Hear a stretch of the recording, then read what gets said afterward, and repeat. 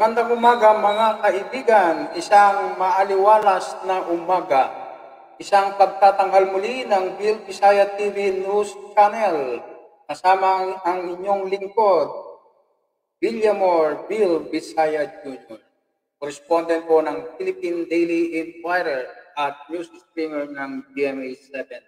Kayo din ay publisher-editor ng pahayagang Luzon Wide News Correspondent at Balitang Ilaga sa Central at Northern Luzon.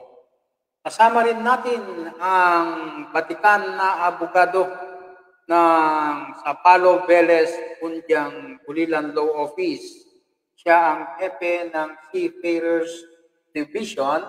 Ang ating co-host, si Attorney Dennis Correcto. Magandang umaga sa iyo, Attorney Dennis.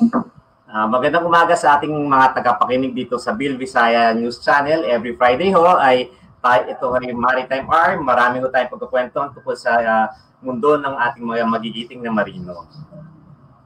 Napakaganda, Atty. Dennis, dahil mamaya ay makakausap natin, makapalitaktakan ang isang Monsignor, si Monsignor Tex Legitimas, ang Stella Maris CDO chaplain at National Director. Gayun din na kanina ay andyan na si Ma'am Flor Victoriano ng Stella Maris CDO, pero nagkakaroon ng problema sa linya at siya ay babalik din, Atty. Dennis. At kasama rin mamaya si Greg Olaivar Abina, ang isang marino na chief cook sa bahagi ng Cagayan de Oro City at Davao.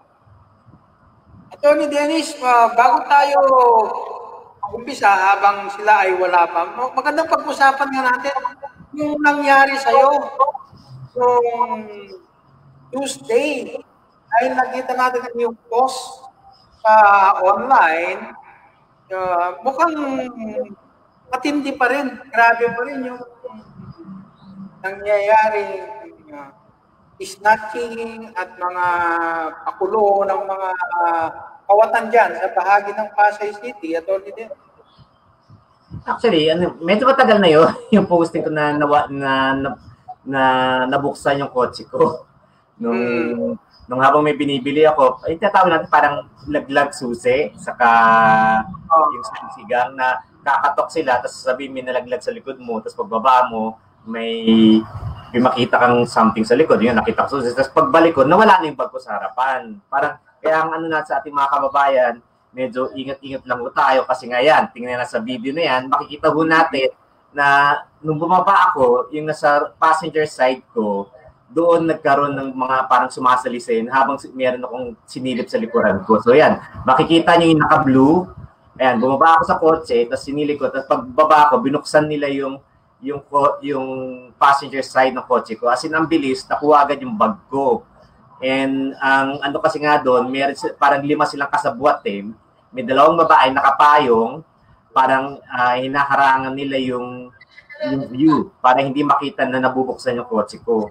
E, buti nga lang daw, sabi nila, hindi yan naging carnapping or kidnapping, or else baka mas malala pa yung nangyari sa akin na yun, makidnap na naman ako. Kasi nakidnap na ako ng 97 eh. Habang nasa loob.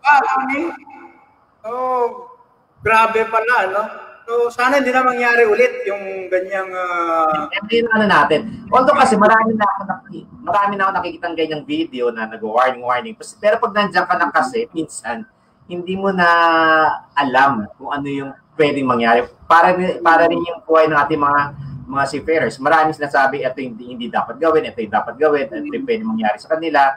Hindi rin nila i-anticipate na pwedeng mangyari sa kanila yung sinasabi sa kanila. For example, yung mga lumulubog na barko, yung nagkakaroon ng collisions, yung mga nag-aksidente. So yan ang pwede natin pag-usapan pagdating ng EOS, kung ano yung ginagawa nila sa mga situation na may mga families na tumatakbo sa kanila, merong hihingi ng advice tungkol sa mga nagkakasakit, namamatay, na aksidente, yung mga nawawala, yung mga collisions, or yung may family problems. So may kikwento sa atin yung Monsignor Tex Legitimas at si Ma'am Flor Victoriano. Tapos kakakwentuhan din natin isang chief cook tingnan natin kung gaano siya kasarap magluto. Magkukwento tayo anong buhay ng isang chief cook sa loob ng barko, tapos ano ang naging buhay niya after ng pandemic.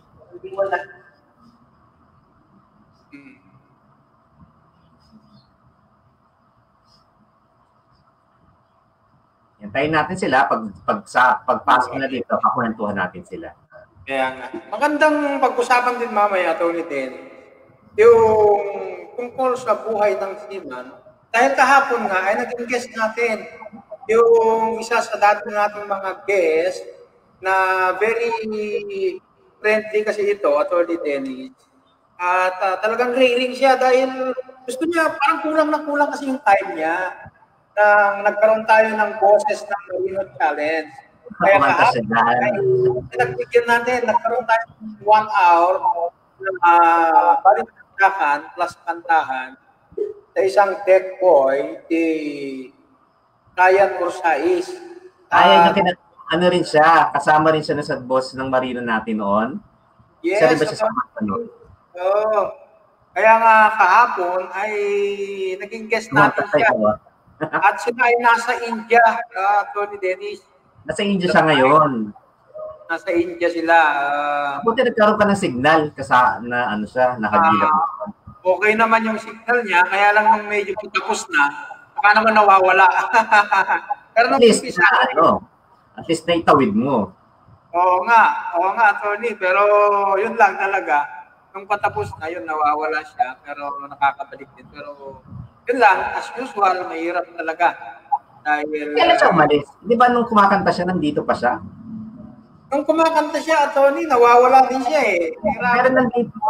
Pero di ba nandito pa siya sa Philippines noon? Hindi, nasa loob siya ng barko nun. Nasa loob na ng barko. Nasa Malaysia sila noon. Pero taga saan siya? Siya ay taga Zamboanga del Sur. Bahagi ng Mindanao. Attorney. Ito yung taga, Dula? Siya, bahagi ng Tanggub City. Malapit sila sa Tanggub City. Ano yung manning agency niya? Hindi ko na matandaan yung manning agency. Tingnan natin ito kung itong chief cook natin ay mahilig din kumanta. Pero ano po yung sa kanya na sa Dole ba yun? Dula. Dula yan. D-O-S-L-E. Yeah. Dula. Kasi yung presidente kasi niyan ay good friend ko, si Atty. Iris Bagilat. Kasama ko rin sa grupo ko rin sa Maritime Law Association of the Philippines. Mamaya, tingnan natin kung ano yung buhay din ng isang chief cook habang pagbaba niya during the pandemic, ano yung buhay ng mga seafarers na. Kasi nakikita ko, lagi siya nagpo-post, nagbabenta siya ng food eh. Oo nga, Tony Dennis. Yan yung guest natin kahapon ng Tony Dennis. Puti may signal. Oo. Okay naman yung signal. Yun, nagka-problema. Ayan na. Andyan na si Monsignor Tex Legitimas, ang ating special guest. Si Ma'am Flor Victoriano ng Stella Maris Cagayan de Oro at si Greg Abinya, ang chief cook ng CTO Davao. Pasukin natin si Monsignor Tex Legitimas. Magandang umaga sa inyo, Monsignor Tex. Good morning. Good morning to Atty. Guritzo. Long time no see. Pabati po sa mga viewers natin, Monsignor. Monsignor, bati mo sila in Bisaya or local dialect. Yung lahat ng mga Bisaya from the Visayas to Mindanao, kaninyong tanan, mayong buntag, anya kabay karudini, o ba ni Atty. Dennis Guritzo, o ba kang Villamor, Bisa John Don, kang Flor, o sa uban pa mga chaplain siguro sa mga different ports, AOS. So salamat kanyong tanan, o nagpasalamat ko sa higayon po nga gihatag nila ni Atty. June, Bisaya sa ilang paghatag og higayon base nung naay mga importante kayo nga mga butang atong pag-isgutan na binagyod. Of course, last Sunday, the other Sunday, Migrant Sunday, among giapil ang tanan nga mga kantuin tao itong mga igsoon nga lunod, daghan kayo o guban pa nga mga problema sa atong mga seafarers. Good morning. Monsignor, paano po yung mga ginagawa niyong mga hakbang dyan para matulungan yung mga ating mga marino, especially that sa religious aspect, very active kayo dyan? Let's say it again. Very active kayo sa religious na aspeto, Monsignor, and yung mga vital or important na mga ginagawa niyo para matulungan yung mga marino natin dyan? Well, kami dito, regular ang aming misa support, and then yung mga vessels, of course on call, pero karamihan sa mga vessels nag-request sila ng misa, except after during COVID. Pero before COVID, marami kami talaga misa sa vessel. And then regular ang misa namin reports every week. And then ang mga wives sa mga seafarers, sila si Flor Victoriano, very active lang sila rin sa mga giving seminars to the wives of our seafarers. Even up to now. And then during the COVID, may mga counting anong tawag ito, mga pambigay namin para sa mga pamilya. Ano yung mga konting pinamimigay, Monsignor? Usually bigas at saka mga canned goods kasi yun ang importante kasi in my parish, for example, I am appealing to some of mga may kaya na we will have funds for our financial support sa mga not only COVID victims but also especially to the seafarers. And I have I have daily mass live stream abot mga seafarers sa lahat. Even worldwide, Monsignor, siyempre pag ganyang live stream ay worldwide po yan. Yes, I'm happy. I'm happy every time I messages. Monsignor, nagkaano kami ng misa, ganon, from London, from Bahrain, from even not only mga sea-based but also land-based. But usually the mga sea-based, lalo na yung mga hindi makadababa. So at least they were happy.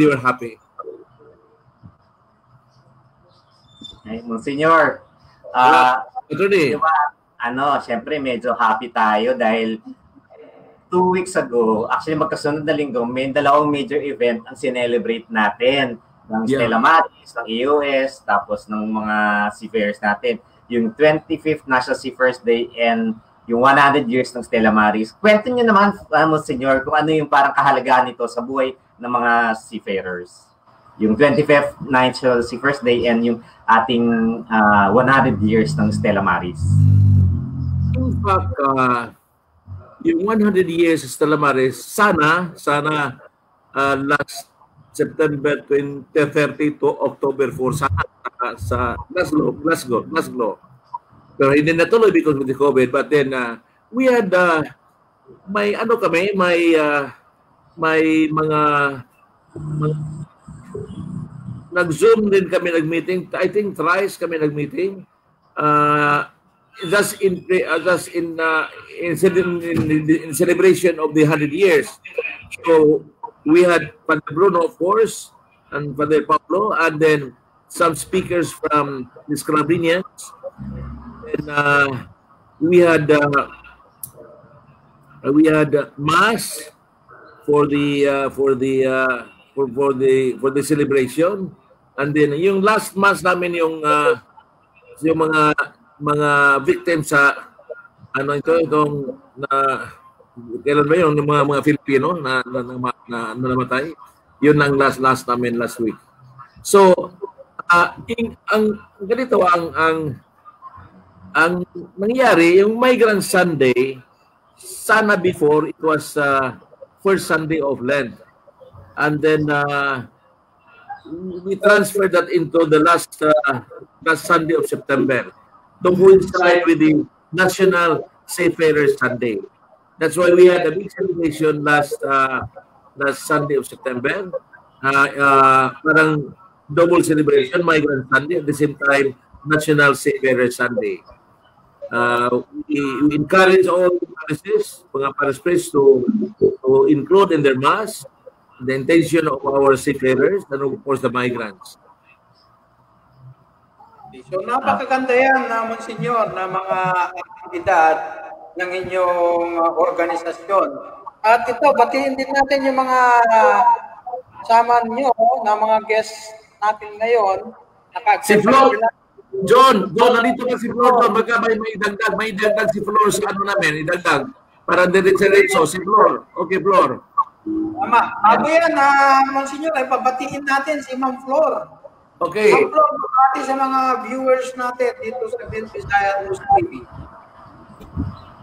Okay, good morning everyone. Good morning to all the viewers of this program. Magandang umaga, maayong buntag. Greetings from Cagayan de Oro. Okay, magandang umaga rin, Ma'am Flor. Kumusta naman po yung inyong ginagawang mga civic activities in coordination with the AOS Stella Maris with Monsignor Tex? Actually, mas na-busy kami na nag-COVID. Kasi from the beginning pa lang, nung March pa lang, we already started our operation sa mga ayuda namin. We started giving out help sa mga porters, mga working, those who are working support, who are affected with the lockdown. So, sinimulan muna namin siya sa sinimulan namin doon sa mga porter sa pier. Doon nagbigay kami ng mga bigas, mga immediate needs nila kasi wala talaga silang makuna ng income dahil nag-lockdown ng mga port. So doon kami nagsimula, yung mga allied workers ng port area. Then recently, na-busy naman kami sa pagtulong doon sa mga na-stranded na mga OF, mga seafarers. Like yung hindi nakasakay kasi nga nag-lockdown, may kontrata na dapat, hindi nakatapos yung mga medical nila kasi nag-lockdown. So, yun, tinulungan namin ng konti. Konti lang, para man lang makatawid. So, that's how we really, we help them. So far, yung mga bagay na nagpapabuti sa kanila ay effect of help sa kanila, di ba, Ma'am Flor? Dahil alam naman natin na yung buhay ng seaman ay mahirap yung kanilang trabaho. Kaya kapag sila ay umuwi dito sa bansang Pilipina, ay andun yung kanilang longing na makasama agad yung kanilang mga pamilya. Di ba, Ma'am Flor? Totoo yun. Mahirap talaga kasi ang husband ko sa seafarer, alam ko yung buhay ng seafarer na pag hindi nakasakay na dapat sumakay na, medyo hirap na ang bulsa niyan. Medyo ubos-ubos na yung financial supply niyan. So kaya medyo magkakaproblema na yung pamilya pag yung dapat nakasakay na tapos hindi nakasakay, medyo talagang medyo critical situation na yan financially for the family. Especially kung may mga estudyante, so medyo mahirap yan. Bill, may question ka kay Ma'am Flor. Come again? Tony Dennis. Si Flor kasi, meron siyang parang advocacy din on the financial literacy, di ba, Ma'am Flor, na yung mga seafarers natin sa aspeto ng kanilang pag-aalaga ng kanilang financial status. Siguro yan, Ma'am Flor, pwede natin, baka pwede yung kwento yun, how do you give assistance on that aspect? Parang trainings or something na ganyan. Ano ba yung parang, paano sila tinutulungan? Actually, nung wala pang COVID, normal yung ating pagbisita sa mga areas. No?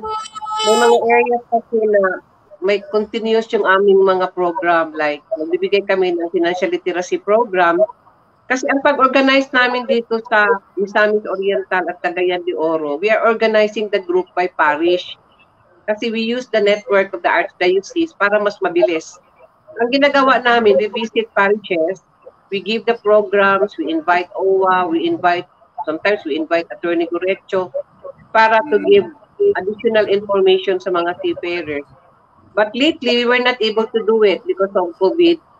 But then, may programa na kami dapat na ginagawa namin regularly to help them. No? Pati yung mga livelihood program, sinasama namin yan with top government agencies who can give them orientation on mga different businesses or entrepreneurial na activities.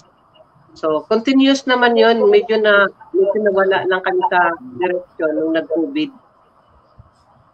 Salamat. Pero lately, we're starting na to tap the internet kasi nagbibigay na marami ng mga agencies who are giving yun, mga entrepreneurial na mga topics, webinar. So maraming naging grupo, so nagtatap na lang kami kasi tinatawagan nila kami, sinasama nila kami sa mga webinars about agriculture, lahat na lang na pwedeng magamit, pwedeng pagkakitaan. So sinasama nila yung aming grupo sa mga advocacies nila.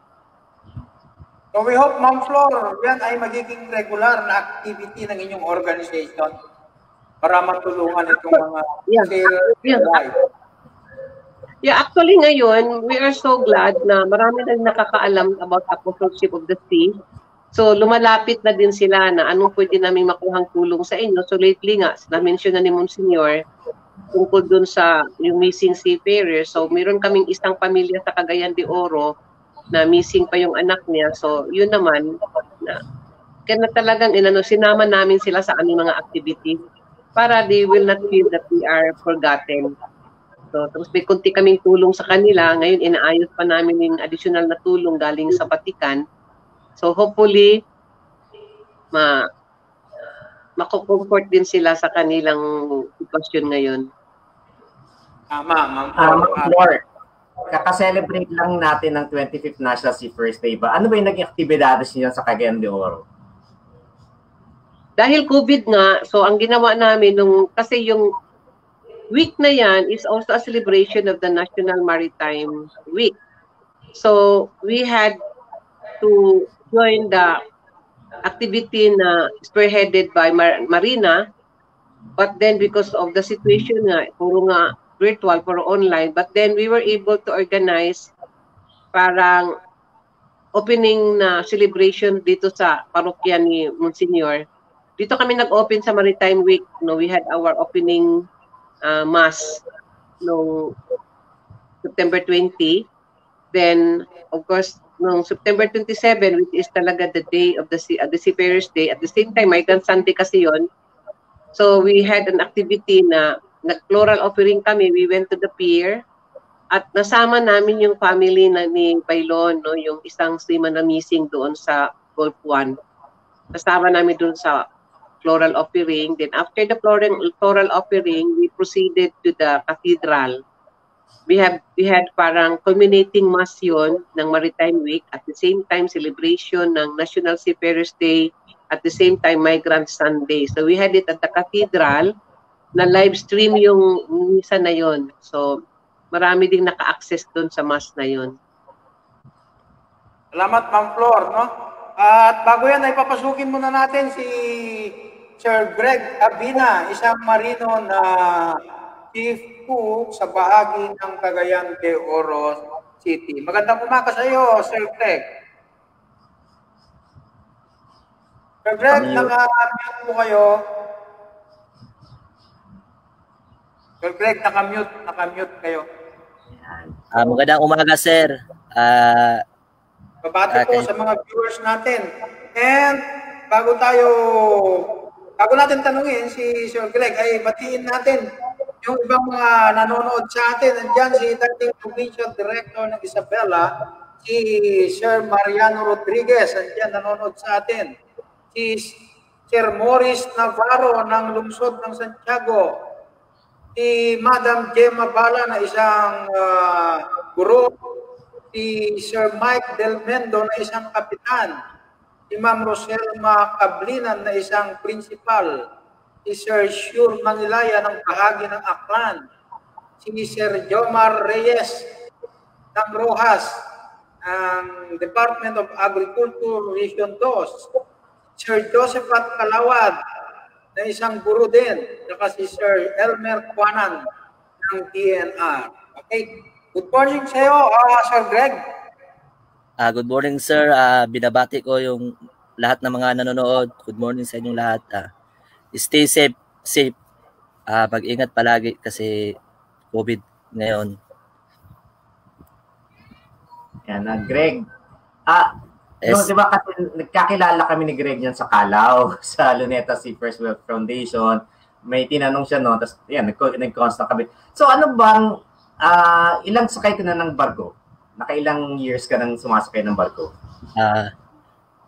Sir, nagsimula ako sa Inter-Island year 2008 hanggang 2009. Tapos, sumakay ako sa International 2010. Last ako bumaba noong December 2019 hanggang ngayon, di pa ako sumakay. Di pa ako nakasakay ulit. So, anong trabaho sa barko? Ang trabaho ko, sir, ako ang in-charge sa galley. Ako ang nagmamanage ng kung ano ang lulutuin. Sa ordering, ako rin ang gumagawa. Binabudget ko yung food namin sa barko. Tapos, kailangan ko rin magluto ng international food kasi iba-ibang lahi kasi yung nakasama ko doon. Bukod sa Pilipino, may mga European. Yun yung niluluto ko na at least yung mga kumakain na ibang lahi, hindi sila maano sa food na talagang swak din sa panlasa nila. So, tinitake into consideration mo yung religion din nila.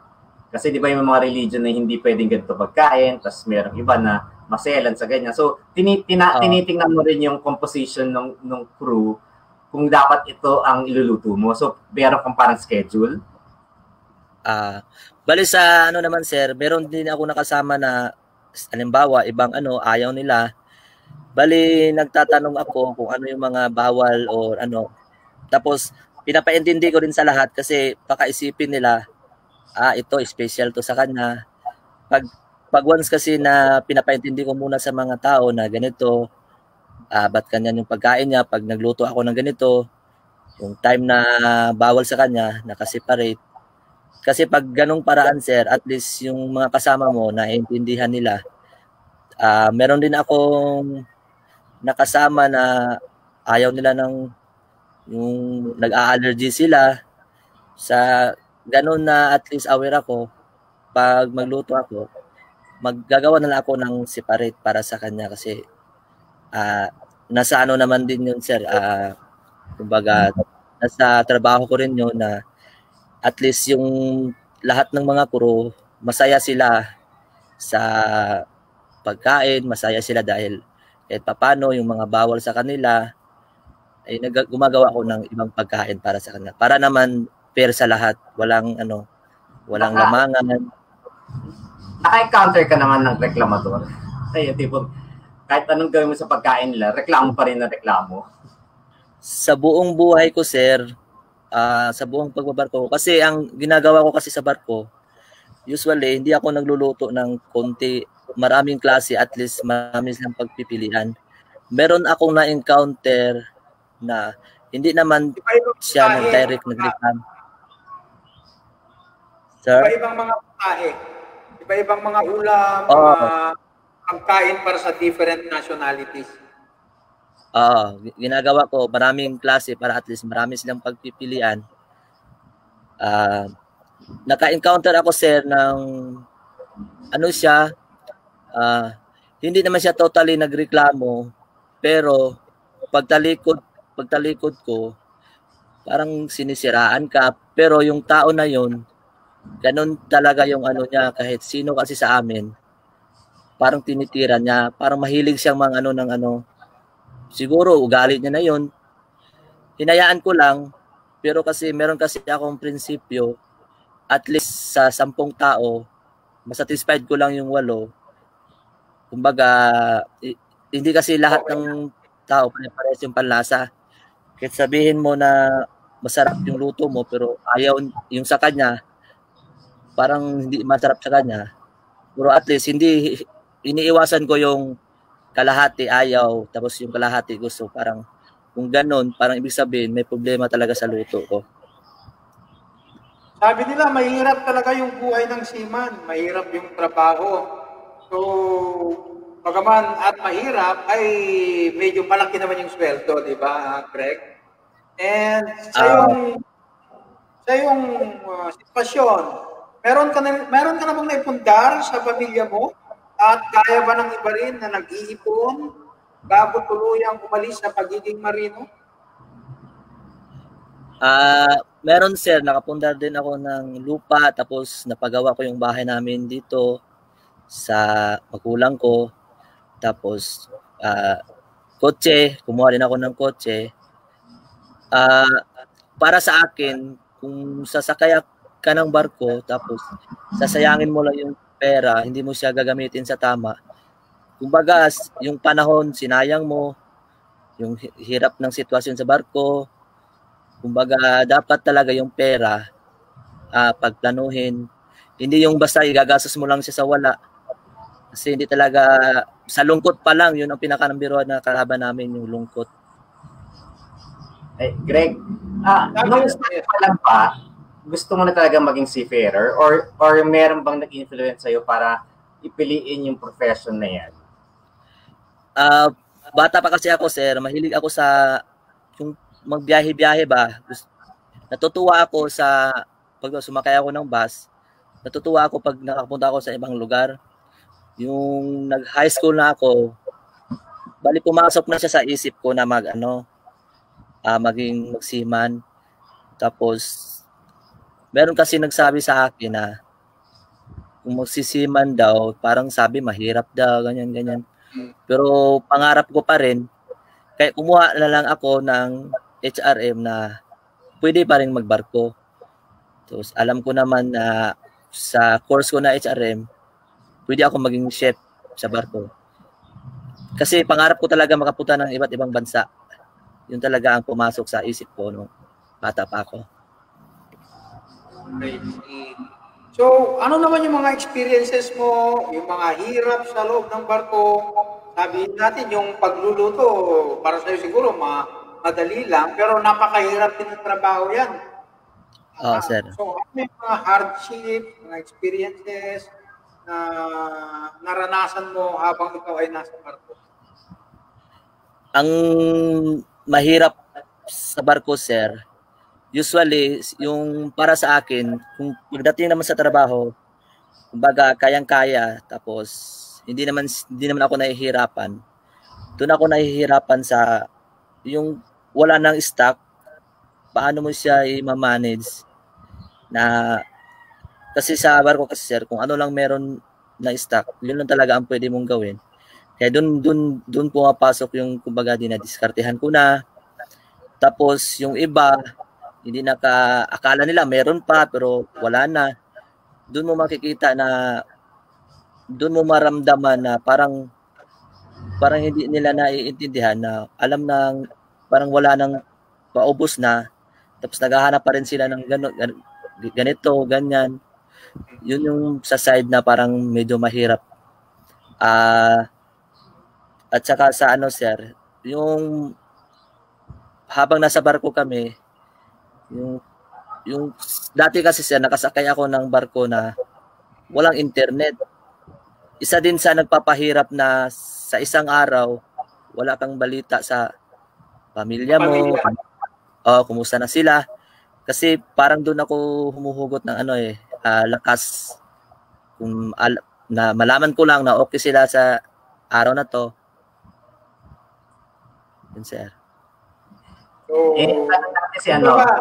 siyempre, sabi nga nila, loneliness may drive you crazy. Parang ganon, di ba? So, ang hirap, ikaw ay walang koneksyon sa iyong mga kamag-anak sa bansang Pilipinas. So, may mga pagkakataon ba na yung depression, suicide, ay nakita mo rin naranasan ng mga kasama mo dyan sa barko? At ano yung mga ginawa mong tulong sa kanila para sila ay magpatuloy pa rin sa kanilang buhay? Na-encounter ako, sir, ng kasama. Kasi yung time na yon, bali, assistant ko siya. Related sa buhay pag-ibig. Doon ko nakita talagang parang makikita mo na parang wala na siyang gana sa buhay. Sa side ko naman, kasi meron kasing mga, kahit sabihin, kahit anong payo mo, kung talagang sa isip niya, talagang yung isip niya gulong-gulo na, ang ginawa ko na lang, binigyan ko siya ng mga salita na huwag mawala ng pag-asa. Kasi yung time na yon, sinabihan ko lang siya na nangyari yan sa iyo ngayon, ibig sabihin may mas magandang pang plano yung Panginoon para sa iyo. Kumbaga, siguro naisip niya, oo nga, nangyari man to sa akin ngayon, may mas maganda pa siyang plano. Tapos binibisita ko siya palagi sa kwarto. Pagkatapos ng duty namin, kwentuhan kami. Kumbaga, hindi ko muna siya hinahayaan na mag-isa lang siya palagi. Doon kami nagpipintuhan.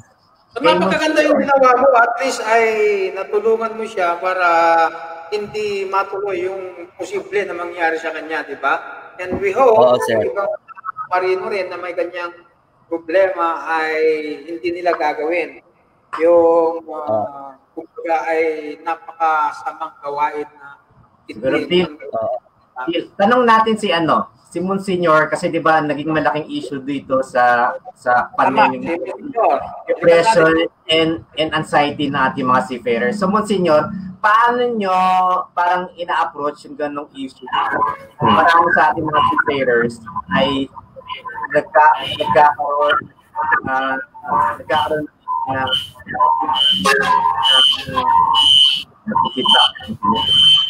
nagkakaroon ng issue ng depression and anxiety dahil sa pandemic.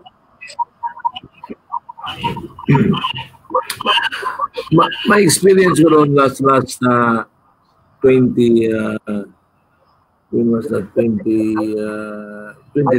yata.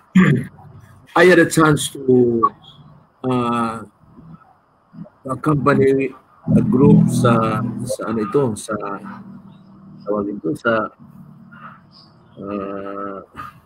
ibang bansa ba, Monsignor? Sa cruise. I had a chance to travel with a group sa cruise for 13 days. And then luckily when I entered the vessel, I approached immediately sa information. Sabi ko, I am a priest and could you give me a chance to celebrate the Mass every day here? And do you have a room for counseling or something like that? And they were so happy. And for the rest of the 13 days, I was inside that small room and then chapel. Namimisa ko every day. But, as 70% ang crew sa cruise Filipino. May taga Davao, taga Cebu, taga Bohol, taga De Oro.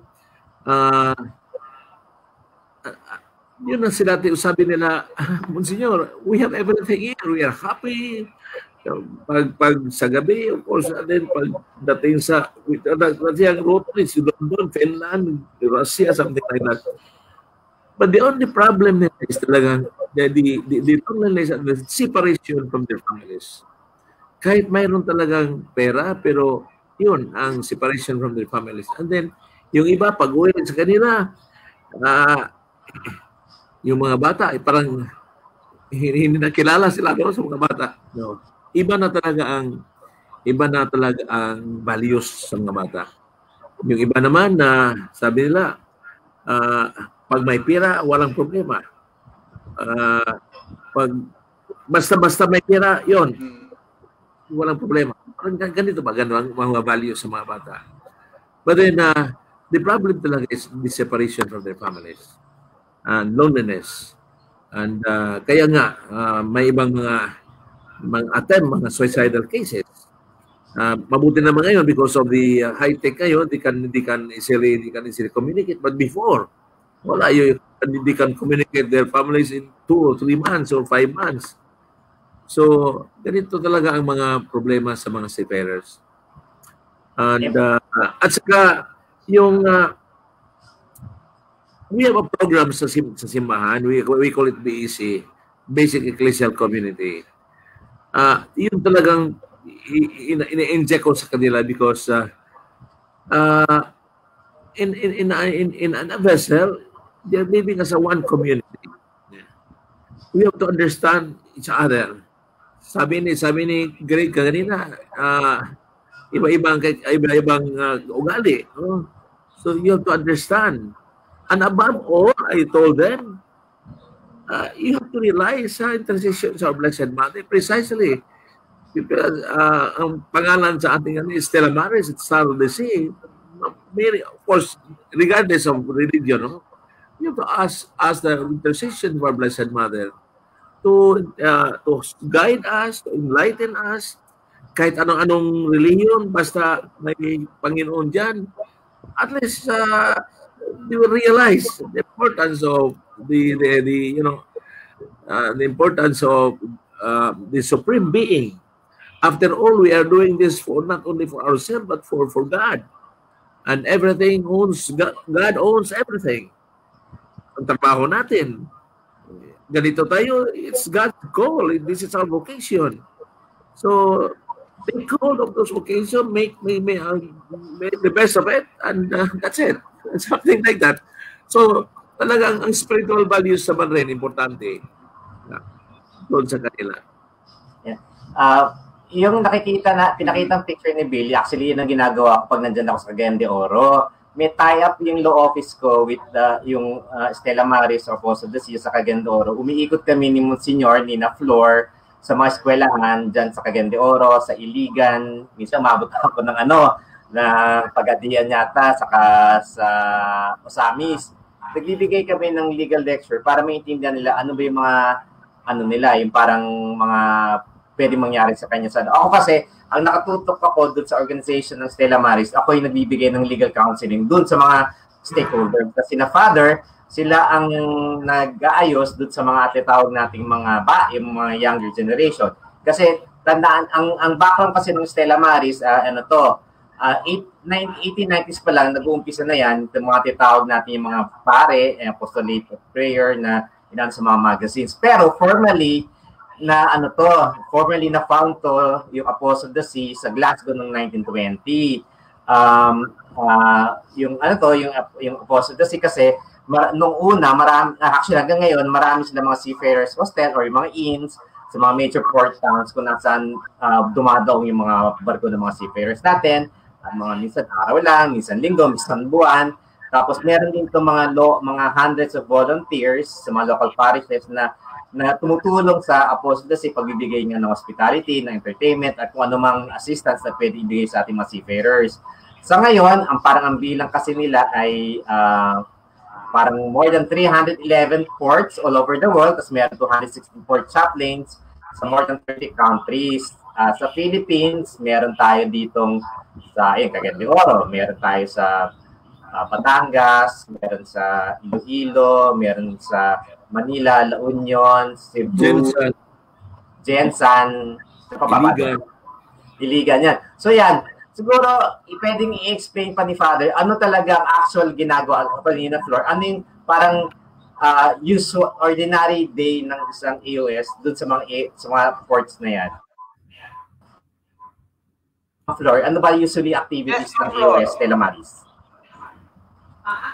Kami kasi, ang first na ginagawa namin is to organize the family circle. Kasi nga, ang concern naman ng Philippines is not on the seafarers na lang, kundi sa families na naiwan. So, we usually organize the families left behind. So, may mga family circle kami sa Paris na mga seafarers' wives usually and their families. Para pag may kailangan sila, meron silang malalapitan. Kasi tulad halimbawa ng nangyayari ngayon na may mga tragedy sa barko, bigla silang makaalala na may EOS. Tapos, pagtanungin namin sila, ma'am, meron ba kayong kopya ng kontrata ng inyong membros ng pamilya na nasa barko? Wala daw silang hawak. So, isa yan sa family circle, isa yan sa mga nadidiscuss namin na dapat may record sila ng kanilang pamilya na nagbabarko. Meron silang kontrata, may seaman book. Kumbaga hawak nila yon para pag in case of emergency, meron silang record. Ang iba, walang ganun. Kaya, isa yun sa mga ini-emphasize namin sa mga grupo na bilang asawa o mga parents ng seafarer, dapat may hawak silang record para in the event na may magka-problema, meron silang hawak na papeles. Kasi importante yun. So, yung mga dinidiscuss namin, yung mga karapatan nila, yung mga benefits na makukuha nila sa OWA o sa ibang mga government agencies o sa ibang mga welfare group. So, sinasabi namin sa kanila yan. Para in the event na nagkakaproblema, meron kami malalapitan. And at the same time, kasi simbahan nga ang Apostolate of the Sea, pinaka-importante namin goal talaga na mailapit sila muli sa simbahan. Kasi, sabi nga, a happy family is a happy seafarer. No, pag masaya yung pamilya ng seafarer, masaya na rin sila doon kahit na malungkot yung buhay nila sa barko.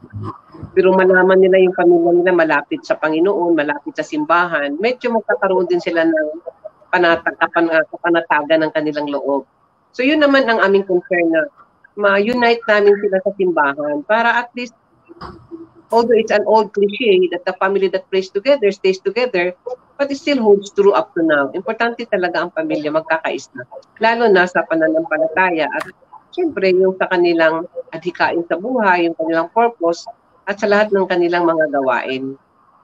So, marami pa kaming ginagawa, yung mga, mentioned earlier, mga It's a very inspiring activity, Ma'am Flor, no? Because you are boosting the spirits nitong mga wives and children and other relatives nitong mga seafarers natin na naghihirap, magawa ng paraan para kumita at makapagpadala ng pera sa kanilang mga kamag-anak sa Pilipinas.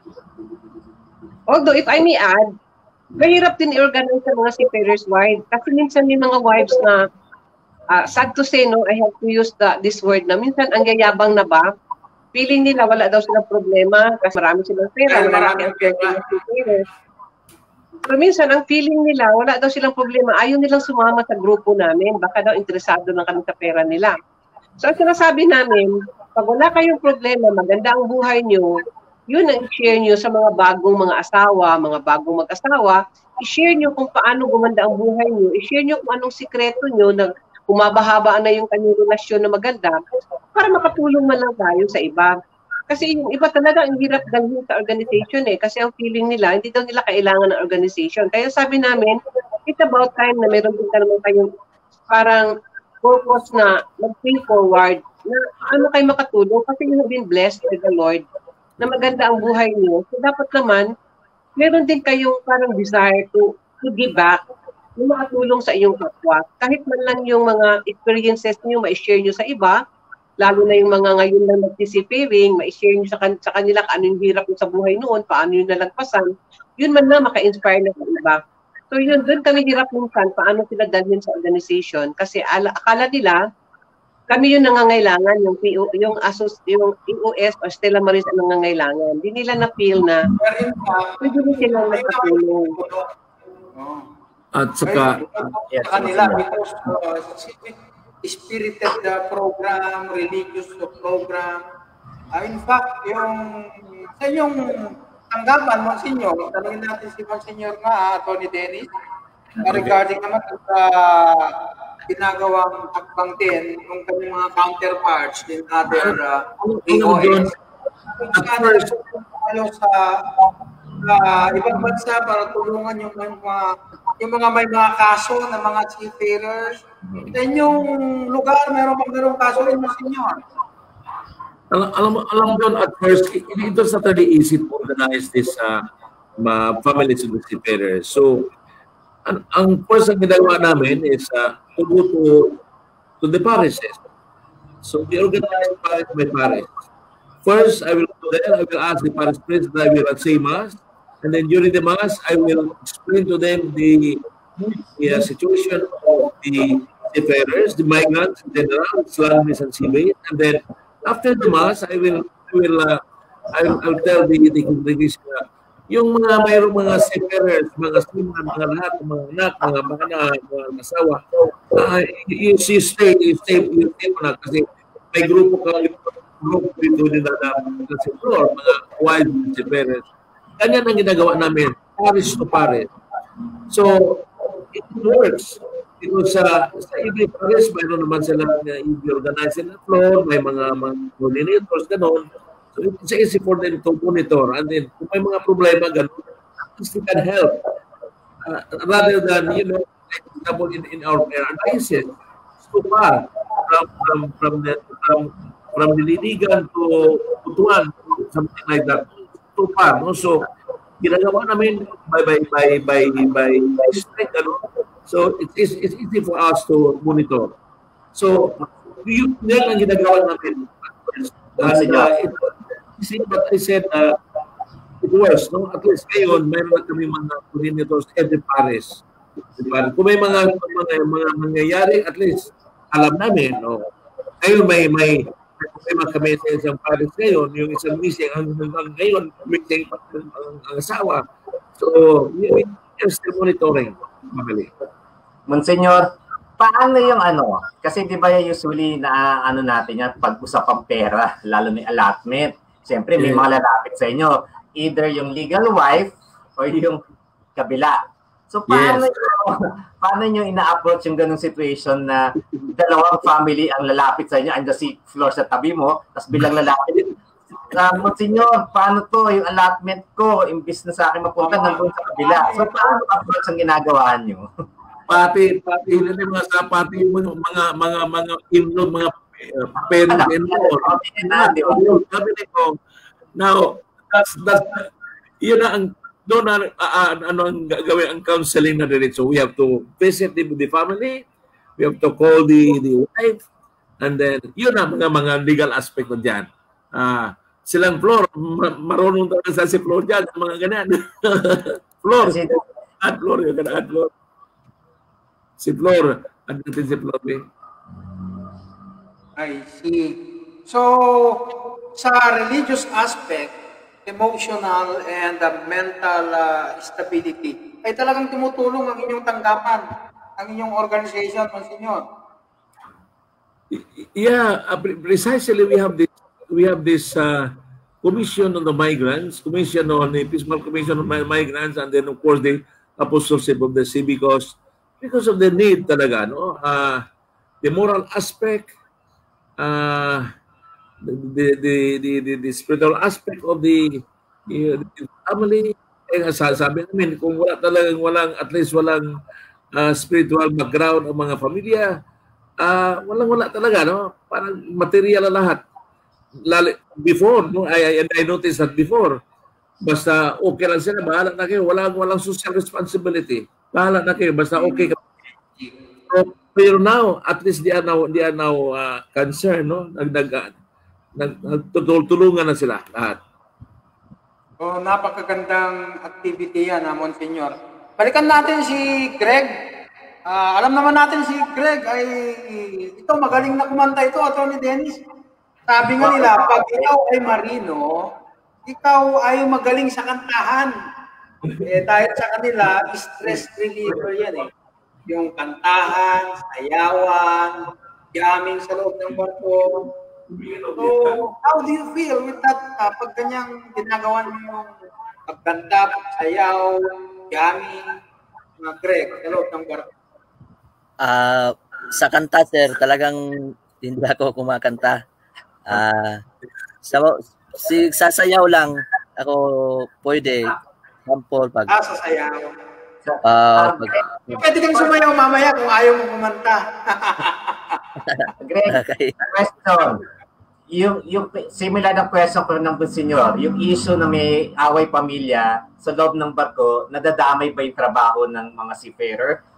Or paano nyo tinutulungan yung isang pamilya, isang seafarer na may problema dun sa domestic problem, yung local problem nila dahil nag-aaway yung mag-asawa. So, paano kayo nag-i-intervene, yung mga sa loob ng barko?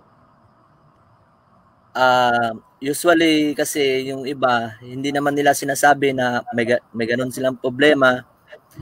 Siguro malalaman na lang sa kilos, parang pagkatapos kumain, sabay alis.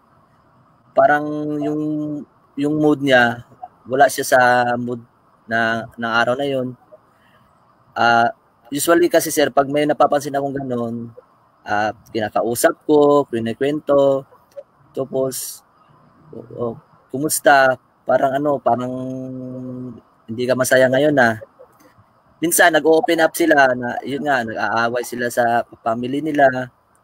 Yun, yung ginagawa ko, tinatawag ko yung ibang kasama.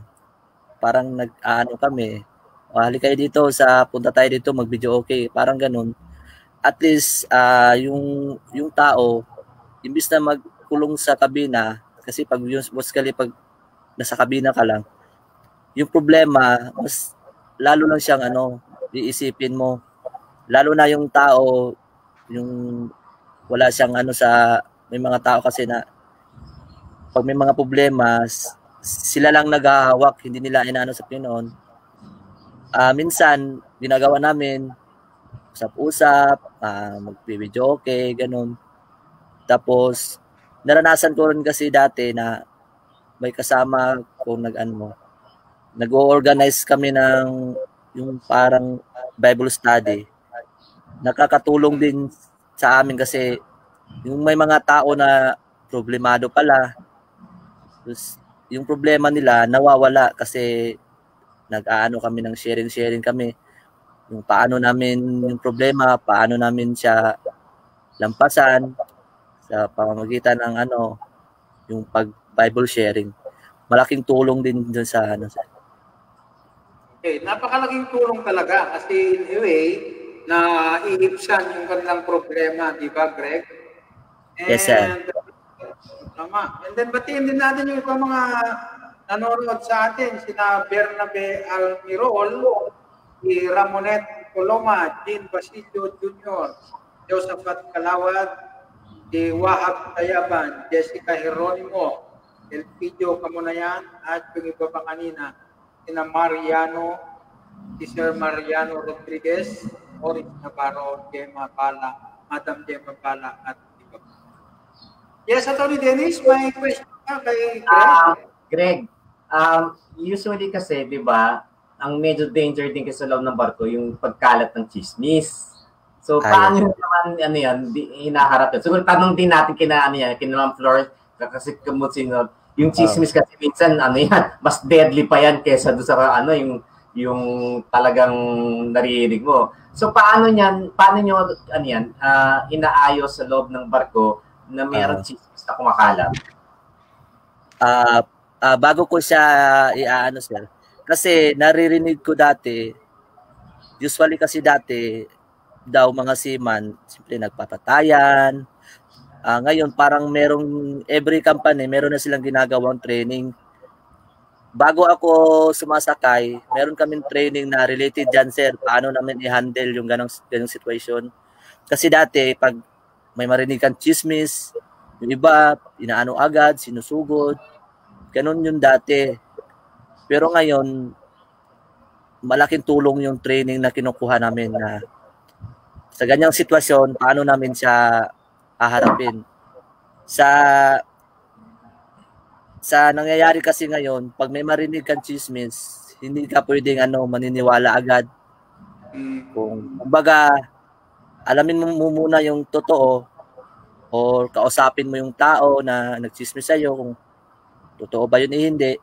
Sa panahon ngayon, dinadaan na lang namin sa magandang pamamaraan para hindi na dumating sa punto na mag-aaway, magsuntukan. Malaki ang napansin ko nung unang pagsakay ko ng barko.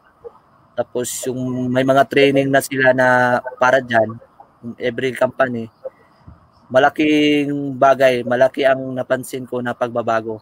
Kasi dati talagang kunting lang, suntukan na. Ngayon, parang yung mga seaman ngayon, may mga knowledge na sa ganyan, kung paano siya dalhin. Ayan. Ano mga Kung baka eggs, common na sa inyo yung mga naglalakihan mga alon, di ba? Yung mga, kumbaga, ay usually sa mga open seas. o kung sa alon, sir, yung may mga kasama talaga ako na pagdating sa alon talagang hindi mo na makausap. So, Dahil kapado na.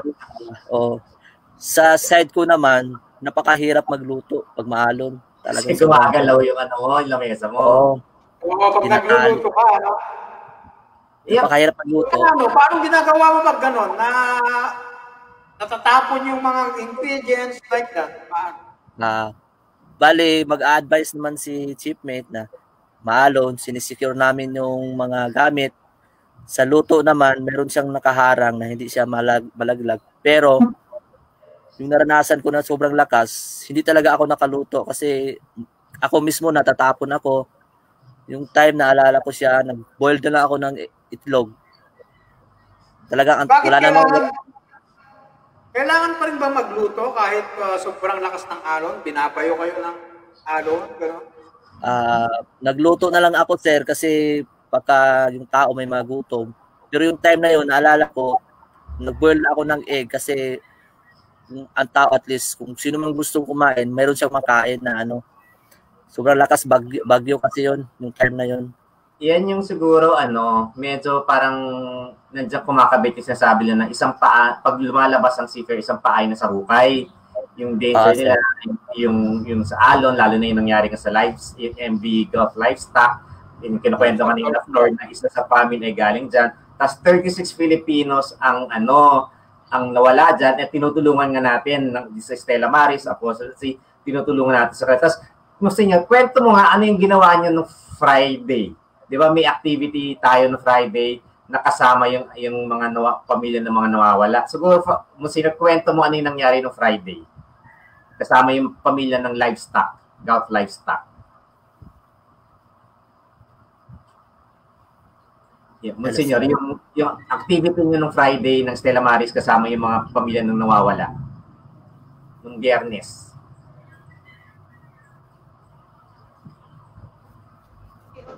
Si Monsignor ba tinatanong mo? Oo, si Monsignor. Kaya lang Monsignor tayo. Monsignor, pan-mute ko yung... Yan, okay na. Okay. Sagutin ko na lang yun, attorney, yung nangyari nung Friday. Yan, sige, si Ma'am Flor na lang. Kasi nag-organize kami ng parang Zoom meeting with the families, kasama yung Stella Maris na mga chaplains, plus ang Ugat Foundation. So, ang nangyari nun, kasi concerned na tayo sa mental status ng family, kasi nga hindi madaling isipin yung nawawala ang pamilya mo, hindi mo alam anong gagawin mo. So, they are really affected psychologically na. So, pumasok ng Ugat Foundation to really bridge na paano matulungan ang mental health ng mga pamilya para naman lang paano ma-boost yung kanilang resiliency, hindi sila mag-utok ng lungkot at ng problema. So, ngayon, nag-arrange ang Ugat Foundation per family, nag-schedule sila ng counseling para makapag-usap, para makabentilate yung pamilya kung ano yung nasa puso nila, para hindi masyado mabigat kasi hindi na madali yung nag-iisip ka kung nasaan na yung mahal mo sa buhay. Hanggang ngayon, wala ng klarong status kung makikita ba o wala. Ganon. Talagang may ginagawa kami sa Apostle of the Sea. And it will continue, yung schedule namin na continue yun hanggang sa lahat ng mga pamilya. At 2 days ago, nag-meeting na naman kami ng mga chaplains ng EOS at Stella Maris. So, diniscuss na naman namin kung ano pang additional na tulong ang maibigay namin sa mga pamilya. Kasi alam namin hindi maganda yung kalagayan nila ngayon, na may lungkot, may mga takot, lahat na nararamdaman nila. So, we want to be there para malaman man lang nila na in any way, kahit pa paano, nandyan kami. Kahit man lang yung presence lang namin, mapapadaman namin sa kanila. So, doon kami pumapasok. Bigyan lang natin no? Nung time kasi na first 2 weeks niyan, actually, nilapitan na nila ako nung una, pero parang biglang nawalan ng communications. Tapos lumapit ulit sila sa akin, ang ginawa ko kasi is, I approach the welfare societies, yung Apostle of the Sea, yung Mission to Seafarers, Sailor Society, Amos of ganyan. Tapos pinag-meeting ko sila kung ano ba pwedeng ma-assist ng welfare societies dito sa ating mga nawawala. Kasi tandaan natin, I think this is the biggest disaster na involved ay Filipino. 36 ang nawawala. Out of the 40 na nawala, nung lumubog yung MV Gulf Livestock noong September 2, doon sa, nag-capsize yung barko doon sa, yung galing sa New Zealand, papunta yatang Japan, nag-capsize yung barko parang gabi, tapos nga, ang laman nito, mga more than 5,000 na baka eh. Kaya livestock yung laman niya. Tapos, yun nga, na, may nakaligtas na dalawa, I think from Cebu yata yun, tapos may isang nakitang katawan, I think from Jensen. So, makikita natin yung parang agony ngayon ng mga naiwan na pamilya. Kasi dahil, syempre, iba pa rin yung pag nakita, at least pag nakita mong patay, may closure ka na. Pero yung nawawala, nandyan yung agony na sana makita siya or sana at least malaman ko kung ano yung kanyang talagang status. Sa ngayon kasi, ang request kasi ng mga pamilya, ituloy pa rin yung search and rescue. Kahit na tingnan na lang yung makatabing islands kung saan siya lumubog. Kasi parang ano yan, di ba, Ate Flor? Yung parang kwentong telenovela na pwedeng napadpad yan. Nakaligtas yung iba dyan, napadpad sa isang island, nagkaroon ng amnesia, kasi hindi na alam kung bakit sila napadpad dyan. So parang yan ang isa sa parang ano natin na sana sila ay ganun ang nangyari. Napadpad lang sila sa mga islands, tapos nandun lang sila. Kasi maraming islands kasi minsan dyan, walang laman yan eh. Kaya pwede kasing nandyan yung mga uninhabited, doon sila nadala ng kanilang mga lifeboat, yung kanilang mga boya, yung kanilang mga salbabida. Tapos doon, kaya ngayon ang inaano ng pamilya ng mga 36 na nawawala. Ang hashtag la, save the 40, dahil hanggang ngayon hindi pa rin naman sila nag-give up for the save, for the kasi tumigil yung yung search and rescue ilang days after. Parang after 10 days or ganyan, tumigil. Nag-regular patrol na lang. Tapos doon nag-start na magtawag yung mga pamilya na itap yung mga countries na pwedeng nasa gilid, yung mga nasa gilid lang. Yung Taiwan, Korea, and China. Tapos yan, nagpadala nga ng sulat yung families, pinadala sa DFA na magkipag-coordinate sana sila doon sa Coast Guard Navy ng mga katabing bansa. Kasi yun nga, pwedeng doon napadpad. And sa ngayon, yun ang ginagawa nga ng AUS na ginaguide sila habang nag-aantay kung ano may maging development spiritually. Kasi ako, ang assistant ko sa kanila ngayon is yung legal assistance na on the aspect na on the allotment, yung legal aspect, yung sa compensation. So yan, yun ang binabakapan ko sa kanila na in-explain ko. As of now, nandun kami status na dinidiscuss namin ano yung mga pwedeng legal action sa Kasi tinitingnan din kasi dyan yung yung issue ng unseaworthiness ng barko. Kasi kung merong problema yan nung lumayag sila, medyo may legal issue yan. So nire-research namin yan. Siguro yan, tanong natin kay Greg. Yung status ng mga barko, di ba, kailangan i-check nyo yan bago kayo lumayag. Nararamdaman mo ba kung may problema yung barko pag naglalayag kayo? Pag may problema yung barko, sir, usually, sir, sa makina or sa... Lahat yung, hindi lang makina kasi minsan yung buong barko, may problem dyan. Di ba dapat nire-report nyo kasi yan, yung seaworthiness ng barko para rin sa safety ng buong sakay? Usually, sir, hindi ko siya mapapansin kung may problema yung barko. Pero na lang kung huminto kami, doon ko siya malaman na may something sa engine. Kasi yung tumatakbo kami, tapos bigla siyang hihinto, doon ko lang nalalaman, sir. Pero pag yung sa maririnig din namin na nag-a-alarma yung makina, yung ibig sabihin yung alarm na yon, may problema sa engine. Pero hindi naman siya lahat na yung alarm na yon problema talaga, pero pwede rin na cause ng mga minor lang na kailangan lang nila i-off yung alarm. o di kaya meron silang i-repair. Doon ko lang na ano, pero Kaya nga, yes. Greg, yung nangyari sa sa livestock kasi yun yung para isa talagang possible mangyari sa inyo. Meron bang training kayo may yung psychologically, tas yung training talaga on what to do kapag nangyari yung ganung situation? Sa nangyari kasi yun, sir, bagyo siya, yung barko parang pagiwang-gewang. Sa ganun training, sir, dapat naka-ready na kami na kahit sa anytime pwedeng tumaob yung barko. Pupunta kami agad sa tinatawag na master station. Doon kami sasakay sa lifeboat. Pero yung ano kasi, yung sitwasyon kasi sobrang lakas ng alon. Parang ang hirap, hindi mo alam kung paano ka makakalakad ng maayos o paano ka makakaposisyon sa ganun na sitwasyon na sobrang lakas ng alon. Siguro ano lang, yung mga training lang namin na ginagawa, kailangan kami makapunta sa master station pag oras na mag-declare na si kapitan ng ganun. Tsaka kailangan dala namin yung life jacket namin, immersion suit. Yun talaga ang hindi namin dapat kalimutan. Kasi kailangan siya sa lalo na pag tumaob na yung barko. Napakaganda yung kanyang readiness.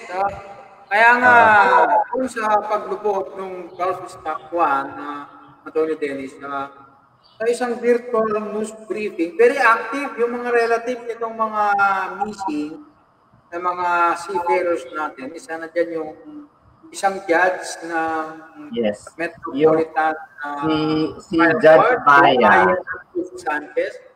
Si Judge Maya Atty. Dennis, isn't it? Si Judge Maya. There is still hope that the seafarers are still alive. So napakaganda yan na dapat andun pa rin yung hope dahil sabi nila masyadong shall we say, maliit yung period ng paghahanap doon sa mga nawawalang seafarers. Di ba, Atty. Dennis? Si Judge Maya Adub kasi is actually kaibigan ko yan nung college pa siya. Kasi sila yung kapitan, the youngest kapitan sa Ifugao, madalas kasi nandun sa bahay nila sa Ifugao, sa Batad, Banawe, natutulog ako sa bahay nila nung college pa yan. So, kilala ko na yung family nila noon pa. So, ang inaano kasi natin dyan, yung matagal bago nila yan nasabi sa nanay niya. Kasi isipin mo na lang ano yung dilema ng nanay pag sa ganyang situation. So, ang natin si Maya ngayon, nagpapatulong siya on any legal action na pwedeng i-assist. Tapos ako sa legal, on the spiritual and emotional side, nandyan sina Monsignor and sina Flor, yung buong pwersa ng Apostle si Stella Maris. Sila yung nagki-cater sa spiritual needs ng families na yan. Kaya nga sila, I gave them all yung ganyan kasi parang balwati yan din . So, Monsignor, pag sa ganitong mga issue ng nawawala, how do you address yung feelings ng mga families, yung mga nawawala? Kasi minsan, mas madali pa yung kapag patay, di ba? Pag nakita yung katawan, ganyan. Pero pag nawawala, how do you reach out sa kanila? Siguro, like for example, in our case here, we have to visit the family. Sa Jinsan naman, they started to visiting the family. And then, yun, yung hindi nakikita. I think, sinabihan namin yung mga parish priest na they have to reach out the family. I think, only way, as of now, no? As of now. So, yung maganda kasi nangyari nag-online mass sila last Friday because that's the 30th day nung pagkawala, October 2. Di ba? Monsignor? Nagkaroon ng online mass after nung kanilang session with Elgat Foundation, kasi nagkaroon sila ng session 2 to 5 yata, no, Monsignor?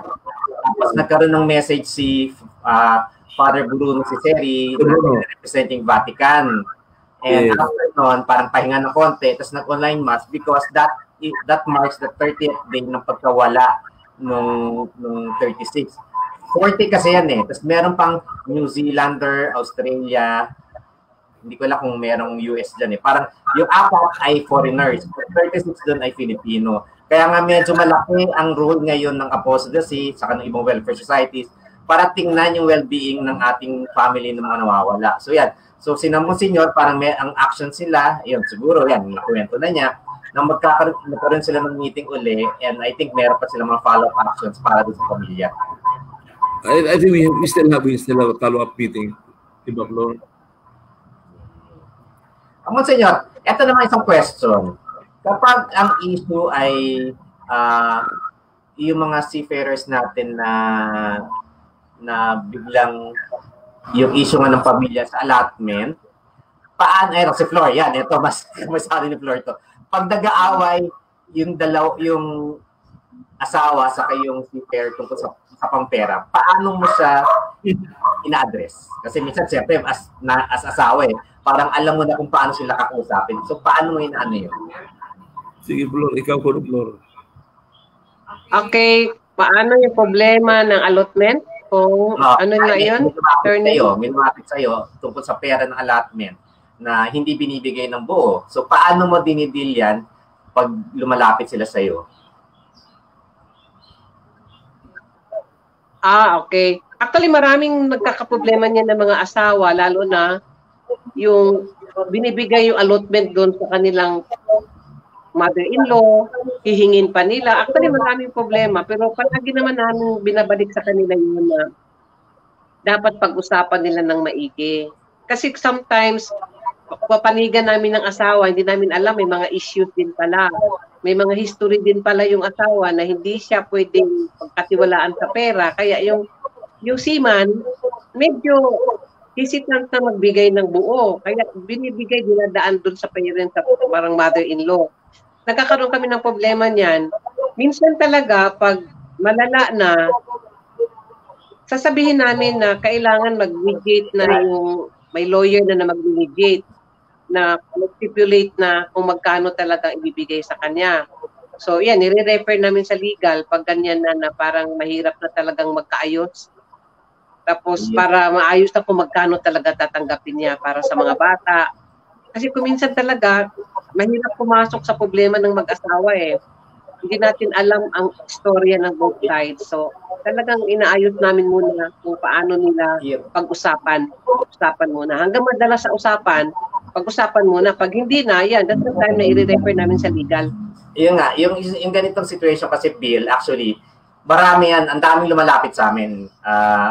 Actually, nung una lumalapit kina Ma'am Flor, kina Monsignor Tex, sa ibang US. Tapos iba pa to sa akin kasi medyo legal na talaga yan eh. So, ina-explain ko ganito yan. Kapag pumirma kasi ng allotment, ng kontrata ng isang seafarer, under the rules and regulation ng POA, kailangan 80% ng basic wage na ibabalik sa Philippines, sinatawag nating alati. So, yung alati na to, ay pwede yan, hindi lang yan automatic yung asawa eh. Hindi lang automatic yung beneficiary under the law kasi nakasulat sa alati. Ang alati, it is defined ay kung sino ang taong dinesignate ng seafarer na makakatanggap ng allotment niya. So, ganun lang kasimple yan. Nasa discretion ng seafarer, natin kung kano ibibigay yung 80% na yan, yung basic wage. So, ang agency, wala pag siya ay binigyan, pag siya ay nilapitan ng legal wife at sinabi niya, ibigay mo sa akin yung 80%. Pero, pag chinek mo yung files ng seafarer, ang nakalagay doon ay si Ma'am Flor o kaya si Monsignor Tex ang binigay na alati. Hindi pwedeng basta ibibigay yan ng manning agency or ng pouring manager doon sa legal wife or else kasi makakasuhan yung manning agency ng breach of contract. Kasi ang kontrata bilateral agreement yan. Ang nagkakasundo dyan ay yung seafarer and the employer as represented by the manning agency. So, hindi pwedeng maano yan kasi the contract, ano yan, bilateral yan, meron yung spirit of yung kasunduan nila. So, dapat i-honor yun na both parties. Kapag pag na-violate yan, pwedeng sampahan ng kaso kung sino may nagva-violate.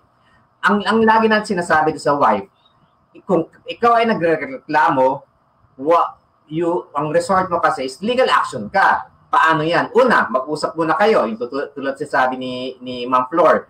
Mag-usap muna kayo, tapos i-draft nyo in an agreement.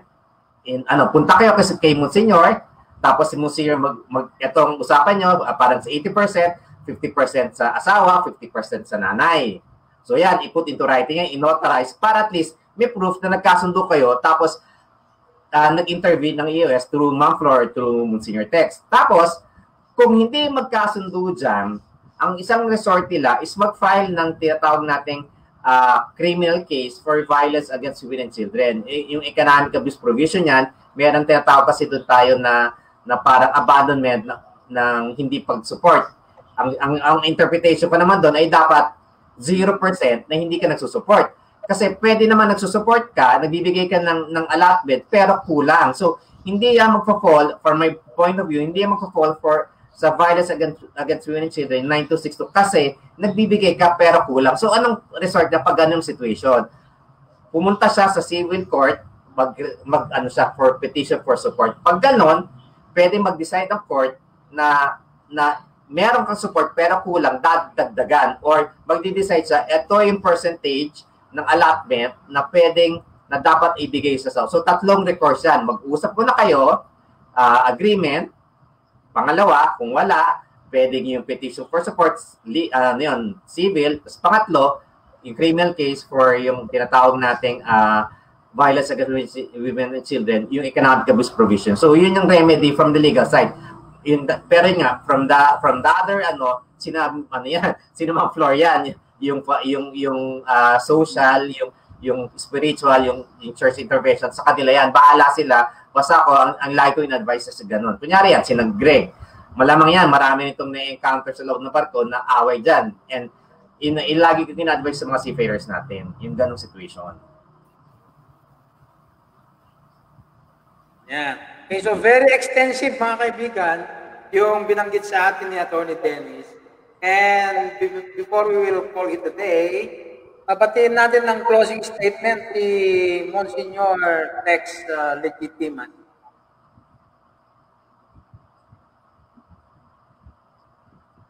Monsignor, naka-mute po yung audio ninyo. Yung audio po ninyo naka-mute. Monsignor, naka-mute po. Naka-mute.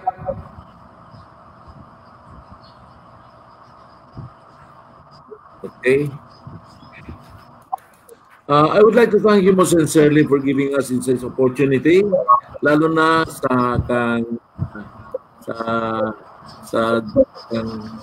kang Junior Villamor. Thank you very much, sir. Atty. Dennis, kay Greg, o sa lahat ng mga seafarers, mga pala na nanonood o na nanginginig gano'n. So thank you very much, and we hope that we can still have this kind of, a meeting, exchange of ideas, and some good advices as to our seafarers and the families. To all chaplains, different ports of the Philippines, even abroad, thank you so much for your cooperation and your assistance. We hope that the families of the victims of recent this tragedy, they will be able to recover, at least, through God's intervention, God's assistance. Thank you very much. Thankful to Monsignor Tex, and I hope there will be another program in the near future para mas lalo natin ma-expound, ma-disseminate ang mga activities ng inyong organization. Okay. And how about Ma'am Flor? Any parting statement po, Ma'am Flor? Okay, so likewise, maraming salamat for this opportunity. Maraming salamat sa inyo, Mr. Villamor, kay Atty. Gorecho, kay Greg. And I think this is an opportunity for us to call lahat ng mga seafarers na sana i-inspire niyo yung mga members ng family, yung mga wives to join our organization na kahit wala kayong problema, baka you will be a source of help. Through our sharing, we can help a lot of people, no? Kung ano yung naranasan natin, ma-share natin sa kanila. Lalo na yung pagpapalaki ng mga anak na walang asawa, no? Walang tatay. Hindi ganun kadali yun. Pero dito sa organization namin, yan, nasi-share din namin yan, yung mga parenting na mga tips and secrets. Para kahit pa paano, hindi kami mahirapan, paano papag-aralin.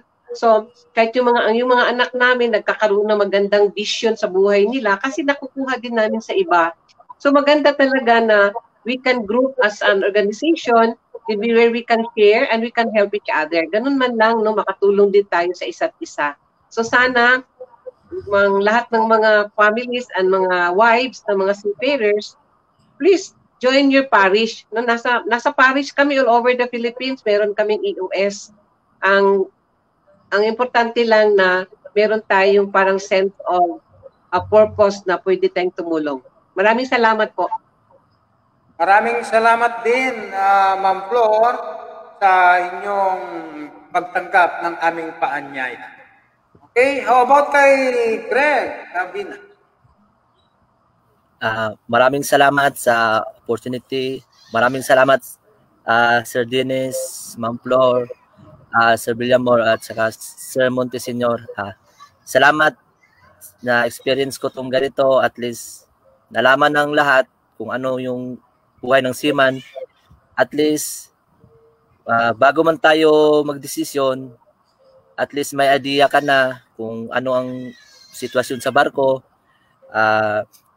Malaking bagay ito na ganito, at least hindi mo malalaman yung mga nangyayari kung walang ganito na may mga interview. Maraming salamat at napili niyo ako. Sana malampasan natin lahat ng problema. Pray lang tayo, tsaka huwag tayong magpadala sa mga problema para at least palagi tayong masaya. Maraming salamat. Yes, tama ka dyan, Greg. No? Sabi nga nila, ang umaayaw ay hindi nagwawagi, kaya laban lang mga marino, di ba? Salamat. Okay, thank you, Greg. Yeah, salamat. Attorney Dennis, any parting statement? Lagi natin binabanggit, the job of a seafarer is not a walk in the park. Kaya kahapon medyo nagkaroon tayo ng public consultation sa Magna Carta natin kay Senator Rizal Tiveros. And lahat po ng ating problema, pwede po na, may mga organization tayo pwedeng lapitan. Nandiyan yung Apostle of the Sea, Stella Maris, tas iba pang welfare society, tas iba pang union staff. Sa ngayon, itong program natin ay marami na po tayong, meron na yung Stella Maris Centers. Ang ating mga nag-guest na po natin dito ay yung, ito nga, nandito, tapos ngayon sa Cagayan de Oro tayo, tapos natapos tayo ng Gensan, natanga po sa rin tayo ng Batangas City, natapos Cebu, also, and Bohol. So, meron pa tayong ibang dadalawin pa ng mga centers ng ating mga seafarer, ng ating EOS. So, ngayon, ang sabi lang ho natin, pag tama ho, ilaban ho natin yan at nandito kami sa Usapang Marino every Friday ho dito sa Bill Bisaya News Channel. Thank you very much, Attorney Dennis. Pati lang muna natin, 100-year anniversary ang Stella Maris at 25th National Seafarers Day ang Philippine group ng Stella Maris. Okay. Yan, magandang celebration yan. Although itong pandemic kasi medyo nagkaroon ng mellowing of activities, mga kaibigan. At salamat muli, Attorney Dennis. Sabi niya nila, ang magandang kinabukasan ay para sa mga taong nagtitiwala sa kanilang mga kakayahan, gaya ng mga marino na nagpupunyagi para sa kanilang mga pamilya. Hanggang sa muli, mga kaibigan, ito pa rin, kasama natin si Attorney Dennis Correjo at ito si Bill Bisaya para sa Bill Bisaya News TV. Magandang tanghali sa inyong lahat. Bye-bye.